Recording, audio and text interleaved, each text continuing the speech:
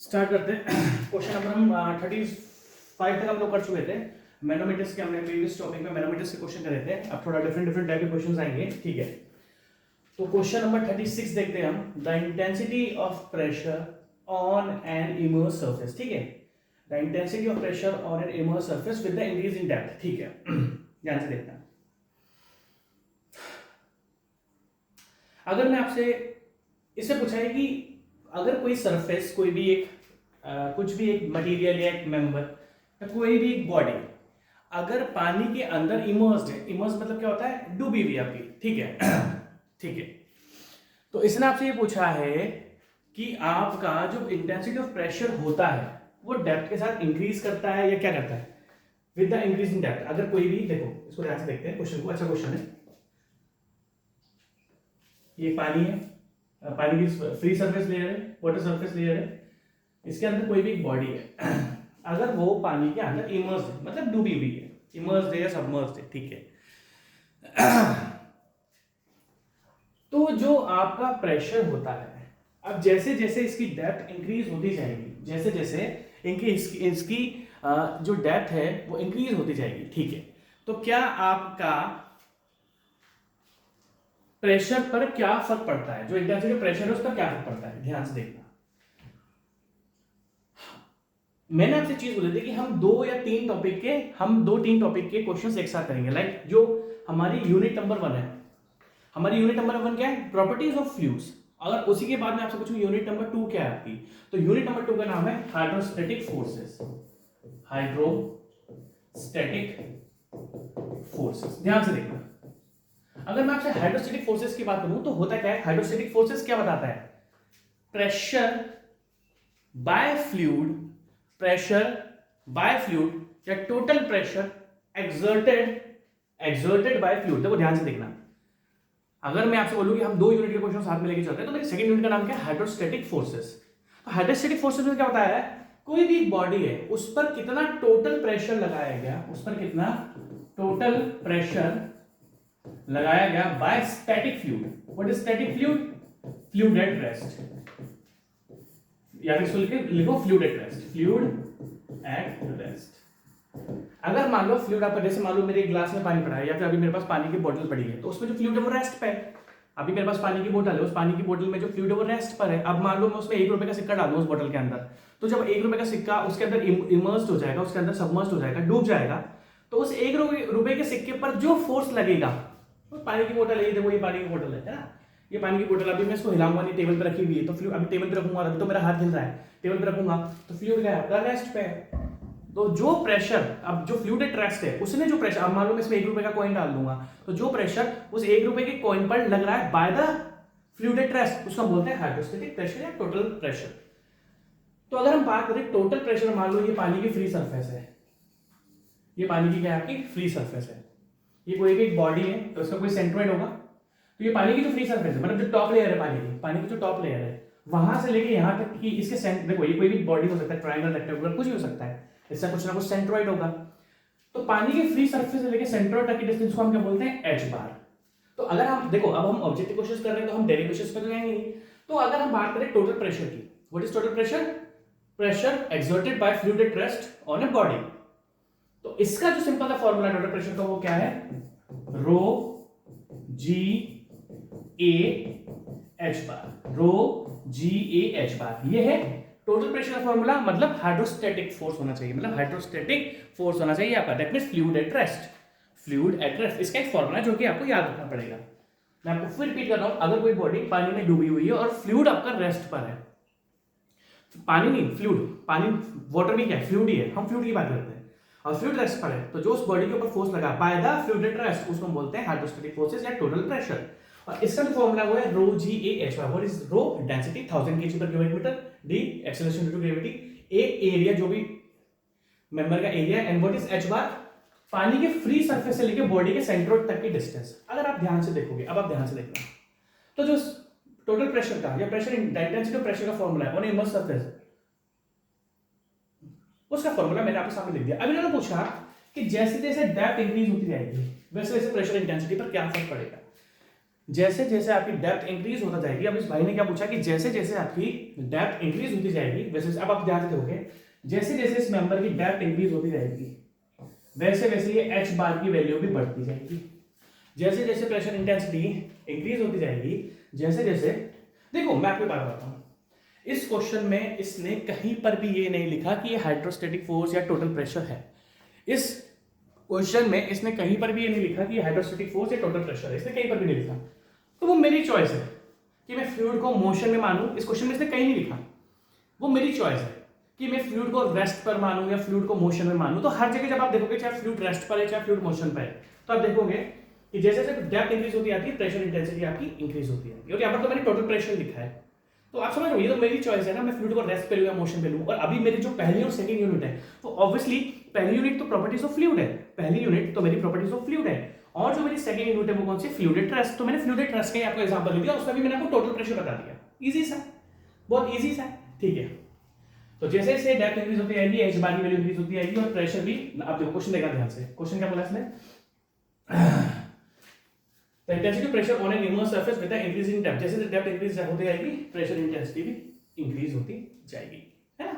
मैं चाहूं तो आपको प्रेशर इंटेंसिटी बता सकता हूं, टोटल प्रेशर, वो मेरी चॉइस है। इस क्वेश्चन में इसने कुछ भी मेंशन नहीं करा हुआ है, ठीक है। नेक्स्ट क्वेश्चन, अब अच्छे अच्छे क्वेश्चन आने वाले हैं, ध्यान से देखना, थोड़ा बड़ा कर देते हैं यार, बड़ा करके तो ठीक है। क्वेश्चन देखो ध्यान से, इस क्वेश्चन को आपको बहुत ध्यान से देखना पड़ेगा यार, ठीक है, कोई बात नहीं, ध्यान से देखना। इस क्वेश्चन को बताने से पहले मैं आपसे एक चीज पूछूंगा। देखो इस क्वेश्चन में एक चीज मेंशन हो चुकी है, एक से मैं आपको दिखा देता हूं, इस क्वेश्चन को ध्यान से देखना, डायनामिक विस्कोसिटी। इस क्वेश्चन में एक चीज मेंशन हो चुकी है, डायनामिक विस्कोसिटी, ध्यान से देखना।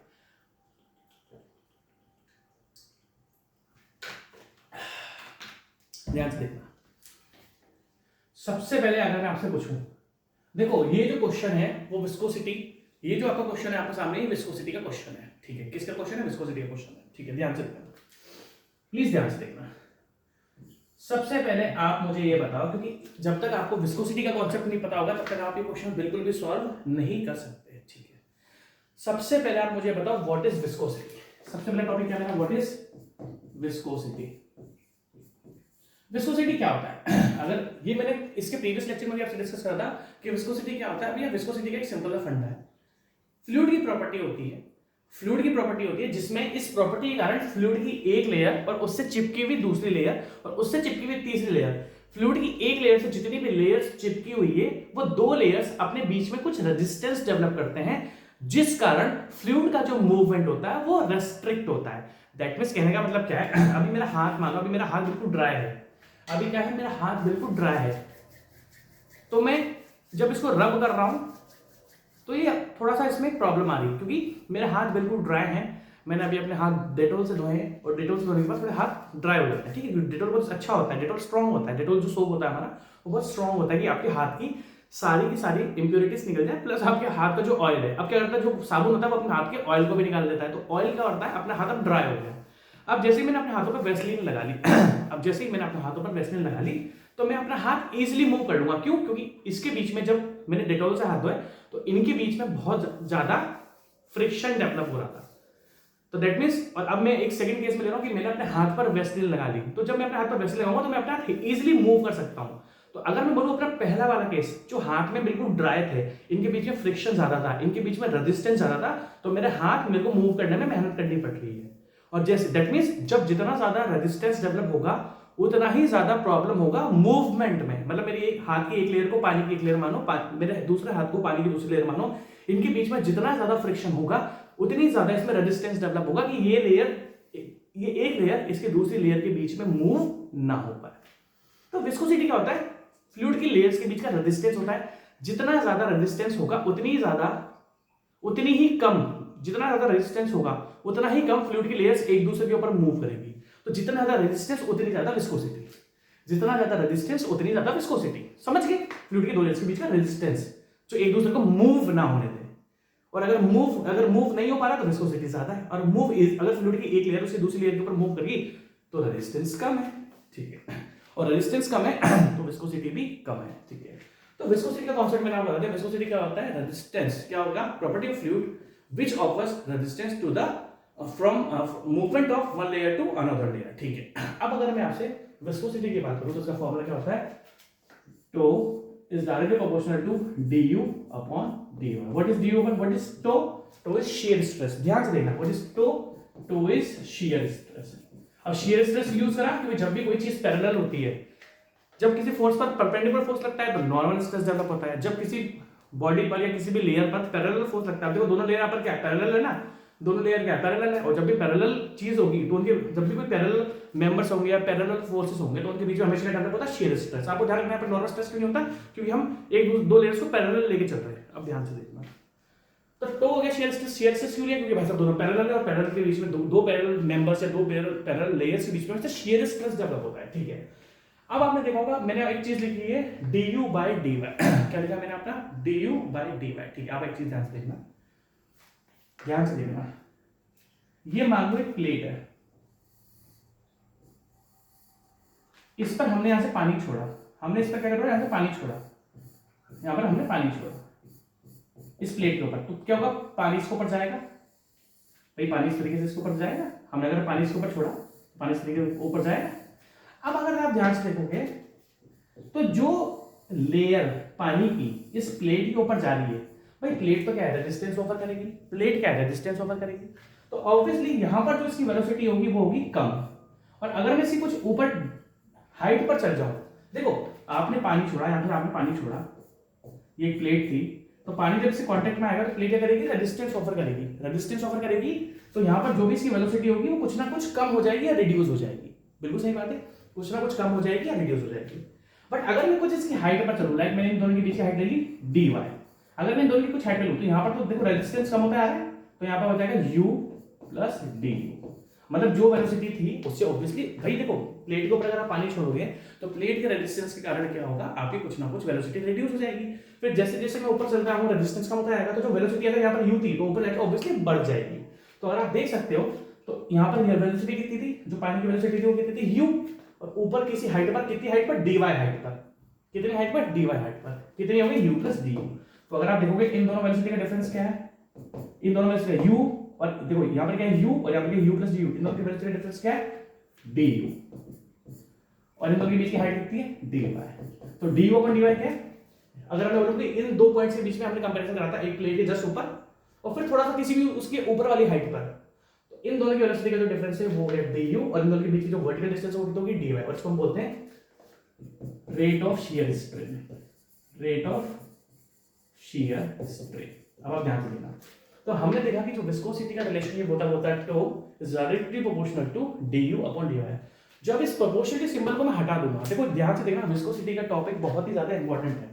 अगर विस्कोसिटी का टॉपिक मैं गायब कर दूंगा, अगर मैं आपको गायब कर दूंगा और मैं डायरेक्टली इसको पढ़ाने लग जाऊंगा तो आपको प्रॉब्लम हो जाएगी, मुझे कुछ ही प्रॉब्लम नहीं है, क्योंकि भाई साहब मैंने अपनी जिंदगी के जितने सरकारी एग्जाम निकाले थे मैंने निकाल दिया, मैंने अपनी लाइफ के जितने सरकारी एग्जाम निकाले थे मैं निकाल चुका हूँ। अब आपको तैयारी करनी है, ठीक है, ध्यान से देखना।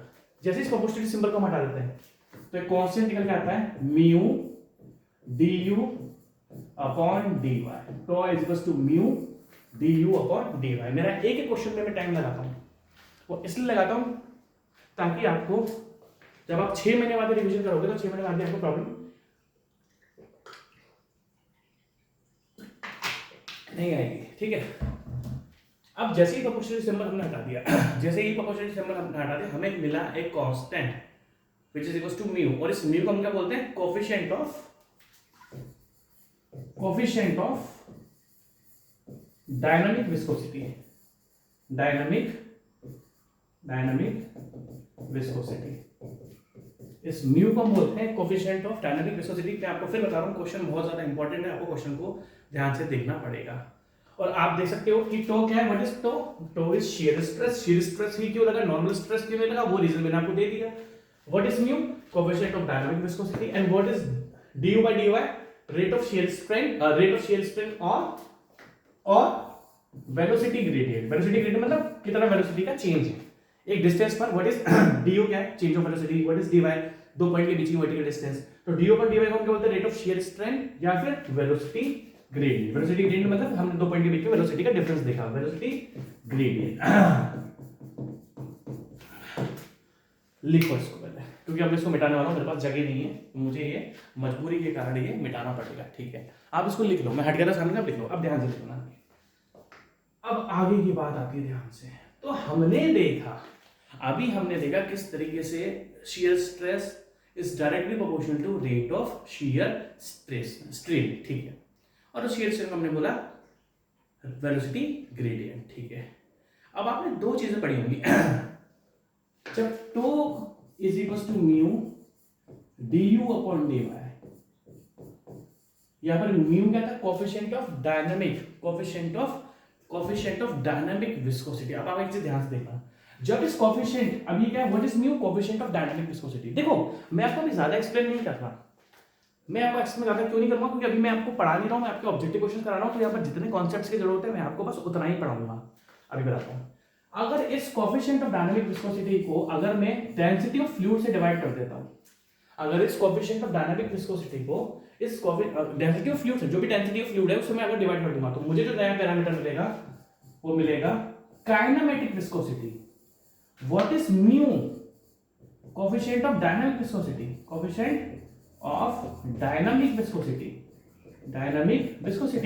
और जब कोफिशिएंट ऑफ डायनामिक विस्कोसिटी को मैंने जो भी फ्लूइड की डेंसिटी थी उस डेंसिटी ऑफ फ्लूइड से अगर मैं डिवाइड कर दूंगा, तो जो मुझे नया पैरामीटर मिलता है उसको बोलते हैं काइनेमेटिक विस्कोसिटी। बहुत इंपॉर्टेंट टॉपिक है, बहुत ही ज्यादा इंपॉर्टेंट टॉपिक है, बहुत ही ज्यादा इंपॉर्टेंट टॉपिक है। अगर आपने इसको ध्यान से नहीं देखा तो आपको प्रॉब्लम हो जाएगी। सबसे पहले हमें मिला कोफिशिएंट ऑफ डायनामिक विस्कोसिटी, और कोफिशिएंट ऑफ डायनामिक विस्कोसिटी को मैं डेंसिटी डिवाइड करूंगा तो मुझे मिल गया काइनेमेटिक विस्कोसिटी। लिखो इसको, लिखो फटाफट लिखो। अब अगर मैं आपको डिटेल्ड लेक्चर पढ़ा रहा होता तो मैं इन दोनों विस्कोसिटी का आपको सारी प्रैक्टिकल यूजेस बताता है, इसकी कहाँ पर ये विस्कोसिटी यूज होती है, बट अभी हमारा टॉपिक ये नहीं है। अभी मैं इन दोनों की डिटेल में नहीं जाऊंगा क्योंकि मैं ऑब्जेक्टिव क्वेश्चंस कर रहा हूँ। आप ऑब्वियसली मैंने इनके बीच के डिफरेंसेस आपको बताए थे जब मैंने डिटेल लेक्चर्स पढ़ाए थे, जिसमें हमने सब्जेक्टिव क्वेश्चंस भी रहते हैं, आप उसमें कॉन्सेप्ट क्लियर पढ़ सकते हो। यहाँ पर हमारा मुद्दा ओनली ऑब्जेक्टिव क्वेश्चन सॉल्व करना है, तो जितना कॉन्सेप्ट आपको रिक्वायर्ड होगा मैं इसके अगर डिटेल में घुस जाऊंगा कहाँ पर यूज होता है, तो यार आपको मुझे 12 से 13 मिनट और चाहिए, जो अभी मुझे वेस्टेज लगते हैं, क्योंकि वो कॉन्सेप्ट आपकी नॉलेज के लिए अच्छा है बट ऑब्जेक्टिव क्वेश्चन के लिए अच्छा नहीं है। ठीक है, अब आगे देखते हैं। अब क्वेश्चन कहां से आता है, चाहे जेई का एग्जाम हो, चाहे ए का एग्जाम हो, चाहे गेट का एग्जाम हो, चाहे आईएएस का एग्जाम हो, चाहे दुनिया भर में किसी भी सिविल इंजीनियरिंग के सरकारी जॉब का एग्जाम हो, क्वेश्चन ये आता है कि सर आपने अभी हमें दो चीजें पढ़ाई। सर एक आपने पढ़ाई हमें कोफिशिएंट ऑफ डायनामिक विस्कोसिटी, और दूसरा आपने पढ़ाया हमें सर कोफिशिएंट ऑफ या फिर काइनेमेटिक विस्कोसिटी। एक तो इस फॉर्मूले से भी क्वेश्चन आ जाता है, एक तो आपका इसका फॉर्मूले से भी क्वेश्चन आता है। बट जो बहुत इंपॉर्टेंट क्वेश्चन है, वो आता है, देखो एक तो क्वेश्चन आ जाएगा tau is equal to mu upon, वो आपसे डायरेक्ट देखो कहां से क्वेश्चन बनता है, मैं आपको बता देता हूं। एक तो वो आपसे डायरेक्ट रिलेशनशिप पूछ सकता है, दूसरा इसके ऊपर वो आपको न्यूमेरिकल दे सकता है। और अगर आप ध्यान से देखोगे तो ये जो क्वेश्चन नंबर 38 है, ये आपका भाई साहब न्यूमेरिकल ही है।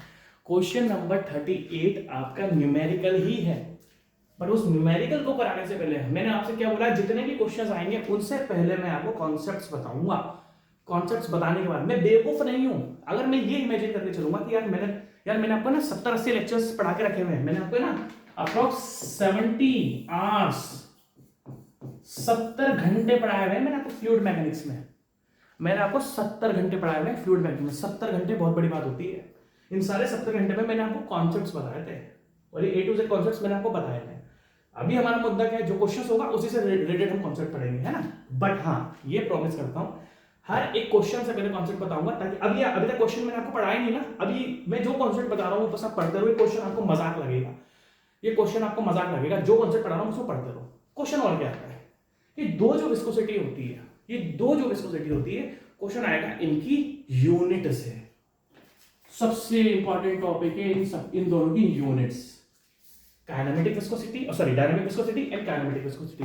इनसे आपकी वो पूछेगा यूनिट्स, जो कि बहुत ही ज्यादा इंपॉर्टेंट है। अगर आपने इसको ध्यान से नहीं पढ़ा तो आपको प्रॉब्लम आ जाएगी। ठीक है, क्या क्या यूनिट होती है काइनेमेटिक या डायनामिक विस्कोसिटी की। अगर हम सबसे पहले डायनामिक विस्कोसिटी की बात करें, किलोग्राम फोर्स सेकेंड पर मीटर। तो आप देखते आना, मैं बहुत इंपॉर्टेंट टॉपिक लिख रहा हूं, आपको ये सारी यूनिट्स सारी की सारी यूनिट्स आपको ध्यान होनी चाहिए, मीटर स्क्वायर पर सेकंड। भाई देखो हमने जो जब हम यूनिट्स के बारे में पढ़े थे, जब हमने 10वीं 11वीं पढ़ी थी, तो हमने क्या पढ़ा था, एसआई यूनिट, हमने क्या पढ़ा था सीजीएस यूनिट। अब एसआई यूनिट क्या है, international standards of unit. SI unit क्या होता है, international standard of unit. What is CGS, centimetre gram second, ठीक है ना। तो ये चीजें हमने डिफरेंट डिफरेंट टाइप यूनिट्स पढ़ी थी, हमने सीजीएस पढ़ी थी, हमने एसआई यूनिट पढ़ी थी, हमने एमकेएस यूनिट पढ़ी थी। तो अभी एमकेएस यूनिट तो आपको पता होगी ना, ठीक है। अब आप ध्यान से देखना, सबसे इंपॉर्टेंट क्या है, आप ध्यान से देखना।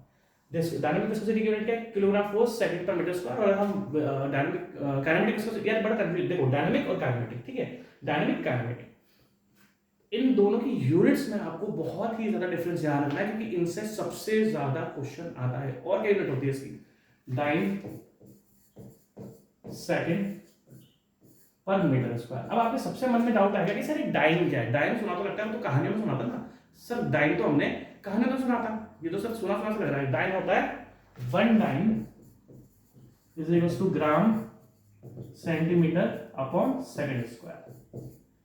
ध्यान से देखना, मैं आपको बहुत इंपॉर्टेंट चीज बताऊंगा। देखो अभी हमने क्या पढ़ा, एक एक यूनिट पढ़ी, फिर मैंने डायनामिक विस्कोसिटी की आपको एक यूनिट पढ़ी, क्या, डाइन सेकंड पर सेंटीमीटर स्क्वायर। और अगर आप पूछोगे sir 1 dyne is equals to, तो 1 dyne is equals to gram centimetre upon centimetre square, ठीक है। और देखना और क्या यूनिट होती है, न्यूटन सेकंड पर मीटर स्क्वायर।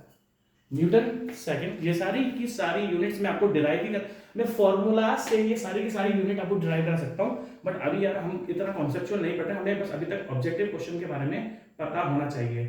और न्यूटन आप देख ना, और न्यूटन पर मीटर स्क्वायर क्या होता है, पास्कल्स। न्यूटन पर मीटर स्क्वायर क्या होता है, पास्कल, तो हम इसको लिख सकते हैं न्यूटन पर मीटर स्क्वायर क्या होता है, पास्कल्स, पास्कल सेकंड। अब आप ध्यान से देखना, तो मैंने आपको जो डायनामिक विस्कोसिटी की यूनिट बताई है, सबसे लिखा था ये किलोग्राम फोर्स सेकंड पर मीटर स्क्वायर। उसके बाद मैंने आपको बताइए डाइन सेकंड पर मीटर स्क्वायर। उसके बाद मैंने आपको बताया न्यूटन सेकंड पर मीटर स्क्वायर। और न्यूटन पर मीटर स्क्वायर क्या होता है, पास्कल, तो पास्कल सेकंड। और 1 dyne is equals to gram centimetre square, मतलब मल्टीप्लाई बाय 6, ठीक है। आपको ये चीजें ध्यान से रखनी पड़ेगी, ठीक है। मुझे हल्का सा यार इसमें डाउट है, मैं डाइन एक्चुअली मेरे को लग रहा है कि देखो मे भी हो सकता है कि इसमें आगे पीछे कुछ हो, क्योंकि मेरे को स्ट्राइक इस टाइम यही कर रहा है, मतलब मुझे ये भी डाउट हो रहा है कि यार मैं शायद इसको हल्का सा गलत बता, देखो सही भी हो सकता है, मतलब 90% चांसेस से सही होगा ग्राम सेकंड पर सेंटीमीटर स्क्वायर, बट मुझे इसमें हल्का सा डाउट लग रहा है। तो आप एक बार रिवाइज कर लेना इसको, है ना। मुझे लग रहा है कि एक यूनिट ऊपर, मैं कुछ ना कुछ ऊपर नीचे लिख रहा हूँ, मुझे इसमें फील हो रहा है, तो आप एक बार इसको कंफर्म कर लेना, ठीक है। फिर बता रहा हूँ, KGF centimetre square, pascal second, newton second पर मीटर स्क्वायर, डाइन सेकंड पर metre square and 1 dyne equals to. अब देखो क्वेश्चन क्या आता है कि डाइन किसकी यूनिट होती है, क्वेश्चन ये आता है डाइन किसकी यूनिट होती है, भाई साहब डाइन किसकी यूनिट होती है, coefficient of dynamic viscosity. Dyne किसकी यूनिट होती है, कोएफिशिएंट ऑफ डायनामिक विस्कोसिटी। ये आपको ध्यान, वो आपको डाइन से ही पूछेगा, ठीक है। किससे पूछेगा, वो आपसे डाइन से ही पूछेगा, और आपको ध्यान रखना पड़ेगा, ठीक है। और अगर हम इसको लिखें, इसकी यूनिट होती है सेंटीमीटर स्क्वायर पर सेकंड, मीटर स्क्वायर पर सेकंड, सेंटीमीटर स्क्वायर पर सेकंड। अब देखो जिस तरीके से कोएफिशिएंट ऑफ डायनामिक विस्कोसिटी में जो यूनिट आ रही है, वो क्या आ रही है आपकी डाइन। क्या यूनिट आ रही है आपकी डाइन, ये आपको ध्यान रखनी पड़ेगी। तो वैसे ही हमने क्या करा है, इसको सेंटीमीटर स्क्वायर पर सेकंड में लिखा, और ये इक्वल्स टू होती है 1 स्टॉक्स।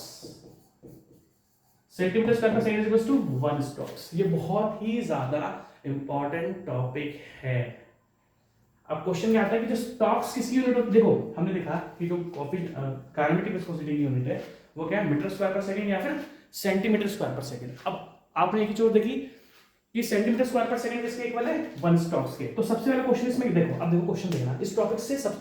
अब ये जो मैंने पढ़ा दिया इसके अलावा कहीं से क्वेश्चन नहीं आएगा, जो मैंने पढ़ा दिया इसके अलावा कहीं से क्वेश्चन नहीं आएगा। क्या क्या डिफरेंसेस है, एक तो यूनिट के डिफरेंसेस है, इसकी मैंने आपको 1 2 3 4 बताई, इसकी मैंने आपको 2 बताई, 1 और 2, 1 और 2।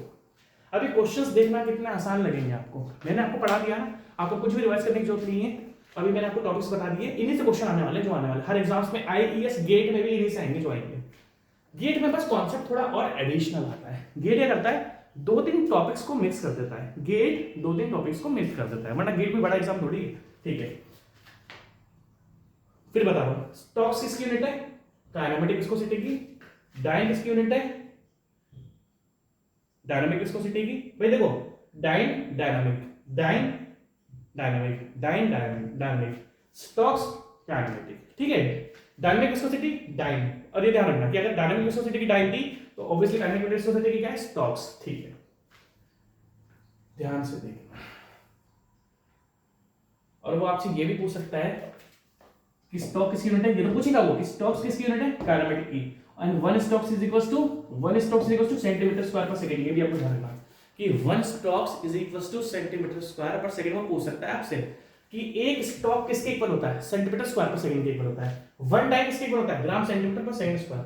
वैसे मुझे हल्का सा, मेरे को 1 सेकंड दो, मैं एक बार देख के मुझे इसमें हल्का सा 1 सेकंड दो बस मुझे, या फिर चलो आप भी रिवाइज करना इसको। मुझे इसमें डाउट है कि मुझे ऐसा लग रहा है मैं इसको कुछ भूल, क्योंकि यार इतनी सारी यूनिट्स है, इसमें कंफ्यूजन हो जाता है। तो इसमें वैसे तो मुझे सही लग रही है, बट मुझे मन से डाउट भी लग रहा है कि मैंने कुछ गड़बड़ बताया है इसमें। बट आप फिर भी चेक कर लेना, गूगल से चेक कर लेना कि ग्राम सेंटीमीटर सेकंड स्क्वायर था कि नहीं था, ठीक है।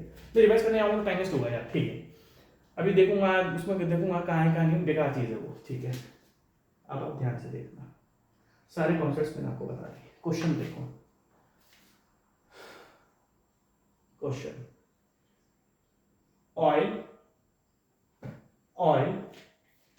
ऑयल की जो, अब देखो पास्कल सेकंड किसकी यूनिट थी, पास्कल सेकंड किसकी यूनिट थी भाई साहब, सर पास्कल सेकंड तो यूनिट थी सर डायनामिक विस्कोसिटी की। पास्कल सेकंड किसकी यूनिट थी सर, पास्कल सेकंड यूनिट थी डायनामिक विस्कोसिटी की थी सर, ठीक है। ऑयल देके रखा हुआ है, और ऑयल के साथ में ऑयल देकर रखा हुआ है, और ऑयल के साथ में आपको डायनामिक विस्कोसिटी देकर रखी हुई है 0.44 पास्कल्स का होता है न्यूटन पर मीटर स्क्वायर। तो हम इसको लिख लेते हैं न्यूटन, सेकंड ऑलरेडी है, सेकंड पर मीटर। अभी जस्ट मैंने आपको इसकी यूनिट्स बताई है, तो आपको 1% कंफ्यूजन नहीं होना चाहिए। उस ऑयल की डेंसिटी कितनी है, ऑयल की डेंसिटी कितनी है 888 kg पर मीटर क्यूब। उस ऑयल की डेंसिटी कितनी है, 888 पर density is filled in a space between two parallel plates. दो पैरेलल प्लेट है इस तरीके से, एक ऑयल है जो दो पैरेलल, ये दो प्लेट्स हैं, इनके बीच में ऑयल भरा हुआ है। बहुत ध्यान से देखना, बहुत अच्छा क्वेश्चन है। अब ये क्वेश्चन ऐसा है, जे में भी आएगा, ए में भी आएगा, आईईएस में भी आएगा, गेट में भी आएगा, हिमाचल प्रदेश में भी आएगा, राजस्थान में भी आएगा, जम्मू कश्मीर में भी आएगा, मेघालय में भी आएगा, ठीक है, उत्तराखंड में भी आएगा, हर जगह आएगा। अच्छा एक चीज और बता दूं, उत्तराखंड वालों के जो एग्जाम्स हो रहे हैं ना, उत्तराखंड वालों के जो एग्जाम्स हो रहे हैं उसमें दो सब्जेक्ट मैंने बहुत इंपॉर्टेंट देखे हैं, fluid mechanics and irrigation. Uttarakhand वालों के एग्जाम्स के लिए ये दो सब्जेक्ट बहुत इंपॉर्टेंट है, fluid mechanics and irrigation. Uttarakhand के जितने भी स्टूडेंट्स हैं, उत्तराखंड के जितने भी स्टूडेंट्स हैं, वो इन दो सब्जेक्ट्स पर स्पेशली ध्यान रखना, फ्लूइड मैकेनिक्स और इरिगेशन, ठीक है। हम अपने क्वेश्चन पर आते हैं। एक ऑयल है जिसकी डायनामिक विस्कोसिटी कितनी है 0.44 न्यूटन सेकंड पर मीटर स्क्वायर, डेंसिटी कितनी है 888 kg पर, और ये दो प्लेट्स के बीच में फील्ड है जो कि 18 mm अपार्ट है। इसमें लिखा हुआ है देखो 18 mm अपार्ट, 18 mm अपार्ट। इन दोनों के बीच की जो डिस्टेंस है वो कितनी 18 mm। इन दोनों के बीच की जो डिस्टेंस है भाई वो कितनी है आपकी 18 mm, ठीक है। अब जो now the upper plate, the upper जो मीटर है, the upper plate is moving at a velocity of 4 metre per second. ये जो अपर प्लेट है इसकी जो वेलोसिटी है ये मूव कर रही है 4 मीटर पर सेकंड से। Now what is the shear stress on plate, now what is the shear, देखो इस नीचे वाले की जो वेलोसिटी है वो कितनी है 0, और जो ऊपर वाले की वेलोसिटी है वो कितनी है, नीचे वाले की तो वेलोसिटी नहीं, नीचे वाली प्लेट तो फिक्स है, बट इसने इस क्वेश्चन में लिखा है कि जो ऊपर वाली आपकी प्लेट है, जो ऊपर वाली आपकी प्लेट है, ऊपर वाली प्लेट आपकी मूव कर रही है, और जो मूव कर रही है वो किससे कर रही है 4 मीटर पर सेकंड से। अब इसने पूछा है कि जो what is the shear stress on plate. अब देखो हमें तो सिंपल सा पता है, इसने पूछा कि शियर स्ट्रेस क्या है प्लेट के ऊपर, हमें तो सिंपल सा पता है formula tau is equal to mu du upon dy। भाई हमें तो ये फॉर्मूला पता है शियर स्ट्रेस के लिए, और इस फॉर्मूले में एक को आता है व्हाट इज म्यू, ध्यान से देखना, dynamic viscosity. What is mu, dynamic viscosity, जो ये न्यूटन सेकंड पर मीटर स्क्वायर। मैं इसको यहां पर पुट कर देता हूं 0.44 न्यूटन सेकंड पर metre square. And what is du, इन दोनों के बीच की वेलोसिटी, देखो ये 0 है ये 4 है, तो इन दोनों के बीच की वेलोसिटी का डिफरेंस कितना आएगा, 0 माइनस 4 4 माइनस 0 कितना हो गया, ऑब्वियसली 4। इन दोनों के बीच की जो वेलोसिटी का डिफरेंस है व्हाट इज du, भाई चेंज इन वेलोसिटी, यहां पर और यहां पर कितना चेंज इन वेलोसिटी है, तो इन दोनों ये तो 0 पर है, ऊपर वाली प्लेट 4 से मूव कर रही है, तो इन दोनों के बीच का डिफरेंस कितना हो जाएगा, obviously 4 metre per second. Multiply by 4 upon में इन व्हाट इज dy, इन दोनों के बीच की डिस्टेंस जो कि कितने रखी 18 mm। बट आप ध्यान से देखना कि अगर मैंने ये 0.44 रखा है तो न्यूटन सेकंड पर मीटर स्क्वायर हमने मीटर में रखा है, ये 4 हमने रखा है तो मीटर पर सेकंड, तो हम नीचे वाली जो डी जो इन दोनों प्लेट्स के बीच की डिस्टेंस है उसको भी हम क्या लेंगे, मीटर में लेंगे। तो दैट मींस 18 into 10 की पावर -3, 10 की पावर -3, क्योंकि mm को अगर मीटर में कन्वर्ट करना है तो आपको -3 यूज करना पड़ेगा। बट कैलकुलेटर कर देना सर, ये रहा, ठीक है। अब सिंपल रहा है 0.44 multiply by 4 divided by 18 multiply by 1000, 97.77 मेरा आंसर आ रहा है 97.77 न्यूटन पर। अब ध्यान से देखना, हमने हर वैल्यू न्यूटन और मीटर में रखी है, तो ये क्या आ जाएगा न्यूटन पर मीटर स्क्वायर, क्योंकि मैंने जो नीचे वाला mm है उसको भी मीटर में कन्वर्ट कर दिया, और न्यूटन पर मीटर स्क्वायर किसके इक्वल होता है, पास्कल्स के। तो 97.7 पास्कल्स। अब आप आंसर देखना, 97.7 दे रखा है, ये 97.7 आपका ये आंसर है। आप इसको पूरे क्वेश्चन को लिख लो, ये क्वेश्चन आपके लिए बहुत ही ज्यादा इंपॉर्टेंट है। अच्छा क्वेश्चन लगा मुझे, मजा आया क्वेश्चन को देखा, आप लिख लो इसको, ठीक है जी। तो विस्कोसिटी के मैंने 2 क्वेश्चन एक साथ लेके रखे हुए हैं। क्वेश्चन नंबर 38 एक सेकंड 39, मुझे ऐसा लग रहा है कि हम क्वेश्चन नंबर 37 मिस कर चुके हैं, है ना। कोई बात नहीं, विस्कोसिटी के ऊपर है, हम इसको देख लेते हैं। ध्यान से देखना, क्वेश्चन नंबर 30 मेरे को मैंने शायद हड़बड़ी में ना 38 क्वेश्चन पहले ले लिया। क्वेश्चन नंबर 37 और 38 दोनों आपके विस्कोसिटी के न्यूमेरिकल्स है। क्वेश्चन नंबर 37 और 38 आपका दोनों विस्कोसिटी के न्यूमेरिकल्स है, ठीक है। नेक्स्ट क्वेश्चन देखते हैं। नेक्स्ट क्वेश्चन देखना, the velocity distribution for a flow, दोनों विस्कोसिटी के क्वेश्चन है, बहुत इजी रहेगा आपको। The velocity distribution for a flow over a plate is given by u is equals to 0.5 y minus y square, ठीक है। Velocity distribution, velocity का relationship देख रखा हुआ है 0.5 y minus y square, and what is y, दो plate के बीच की distance. If the dynamic viscosity of fluid is 0.9 newton पर metre square, then what is the shear stress at 0.20 metre from the boundary. बहुत अच्छा है, ध्यान से देखना, क्वेश्चन थोड़ा छुप रहा है। ये डायनामिक विस्कोसिटी देख रखा हुआ है ना, 0.9 देख रखा हुआ है, 0.9 न्यूटन पर मीटर स्क्वायर, 0.9 न्यूटन पर मीटर स्क्वायर आपको देख रखा हुआ है, ठीक है। ध्यान से देखना, एक प्लेट है, यहाँ पर 2 प्लेट नहीं है, यहाँ पर एक प्लेट है, उसके ऊपर आपका लिक्विड, ये इनके बीच की डिस्टेंस है dy, और ये से कुछ वेलोसिटी का धीरे धीरे करके, भाई देखो यहाँ पर अगर 0 है तो धीरे धीरे करके वेलोसिटी आपकी इंक्रीज होती है। ऑब्वियसली प्लेट से हम जितना दूर जाएंगे, एक प्लेट है, इनके पीछे डिस्टेंस कितनी dy, हम जितना प्लेट से दूर होते जाएंगे फ्लूइड की विस्कोसिटी या वेलोसिटी, फ्लूइड की वेलोसिटी इंक्रीज होती जाएगी। और इन्होंने इस वेलोसिटी का जो रिलेशनशिप देकर रखा हुआ है वो देकर रखा है, देखो आप देखो ना, पैराबोला बन रहा है, पैराबोला बन रहा है, और ये पैराबोला का इक्वेशन आपको है y is equal to fx square. Parabola देखो y स्क्वायर आ रहा है, पैराबोला की इक्वेशन बन रही है। दैट मींस अगर किसी भी प्लेट के ऊपर देखो, यहाँ पर फ्लूइड वेलोसिटी 0, फिर धीरे धीरे करके वेलोसिटी जैसे जैसे प्लेट से दूर होती जाएगी रेजिस्टेंस कम होता जाएगा, तो फ्लूइड की जो वेलोसिटी है, फ्लूइड की जो ऑब्वियसली वैसे वेलोसिटी है, वो फ्लूइड की वेलोसिटी आपकी इंक्रीज होती जाएगी, फ्लूइड की वेलोसिटी आपकी इंक्रीज होती जाएगी। अब आप ध्यान से देखना, इन्होंने फ्लूइड का रिलेशनशिप जो वेलोसिटी और y के बीच का जो रिलेशनशिप है वो देखा था u equals to 0.5 y minus y square.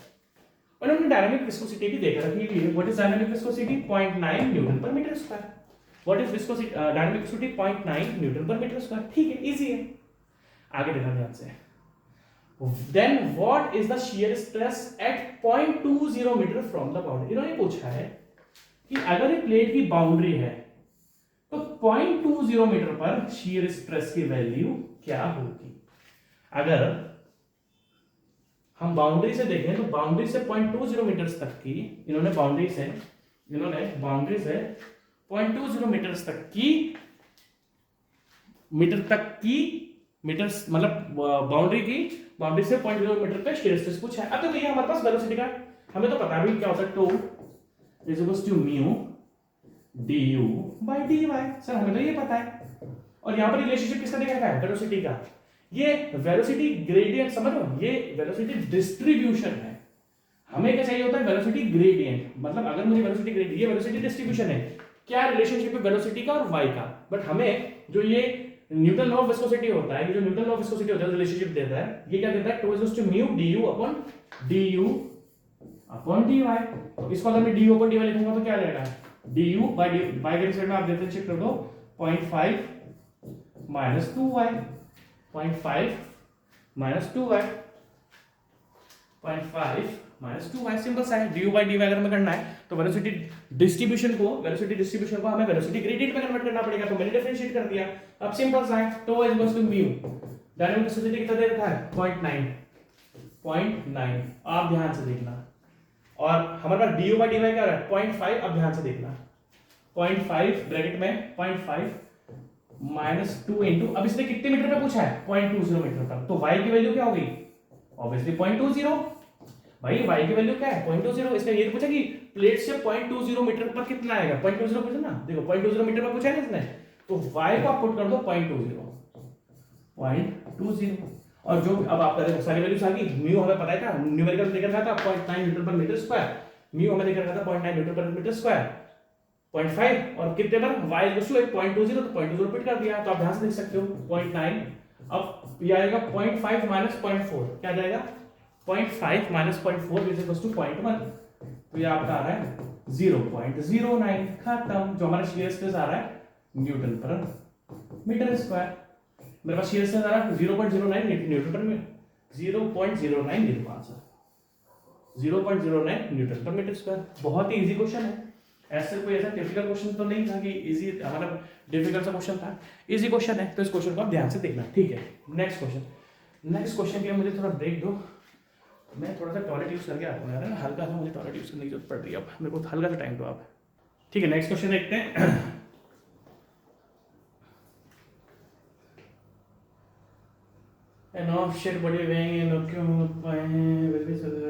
ठीक है, अब क्वेश्चन नंबर 39 यार आपका बायनची का कॉन्सेप्ट है।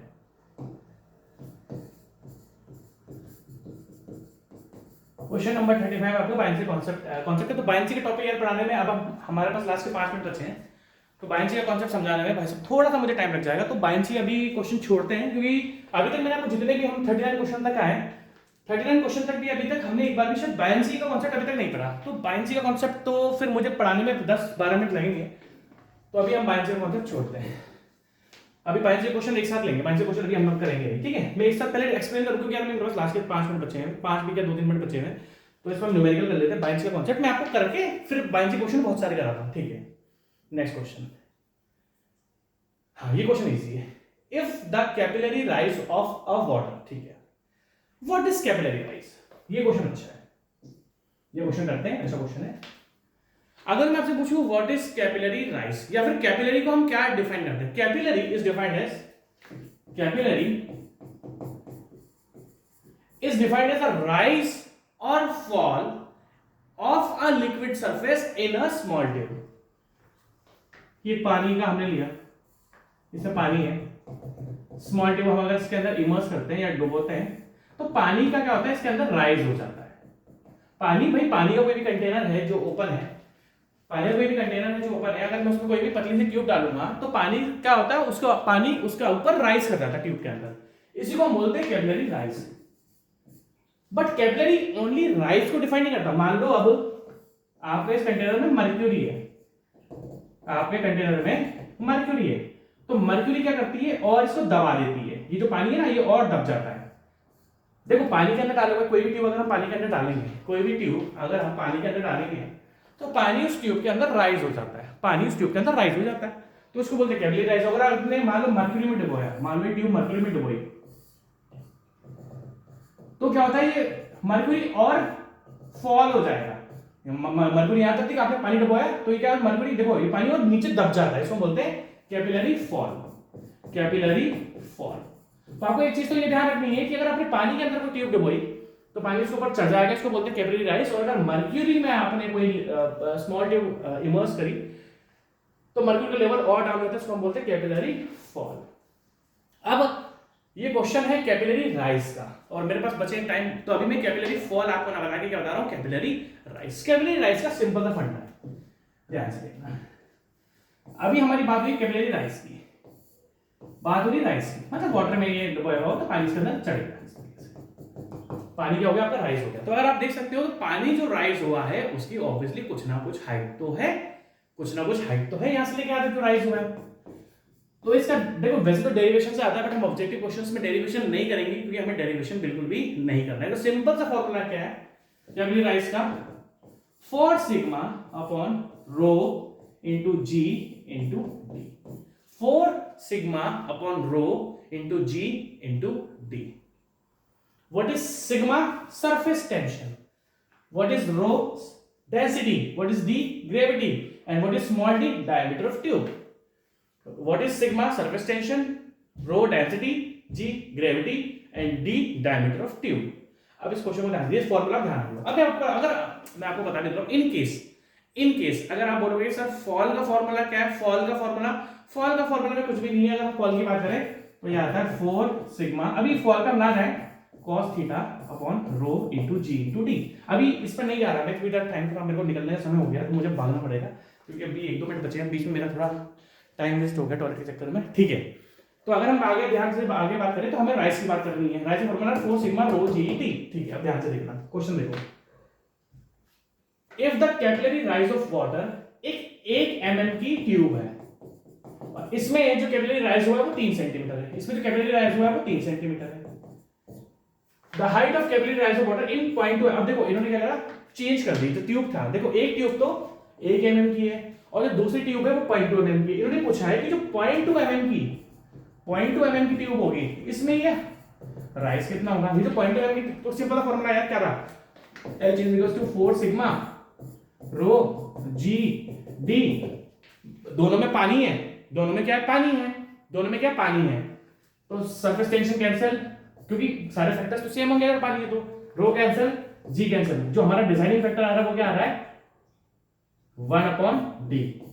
तो देखो ये d1 है, ये h1 है, ये d2 है, h2 आप इसने आपसे पूछी है। तो देखो सिंपल फॉर्मूला है h1/h2 is equal to d2/d1।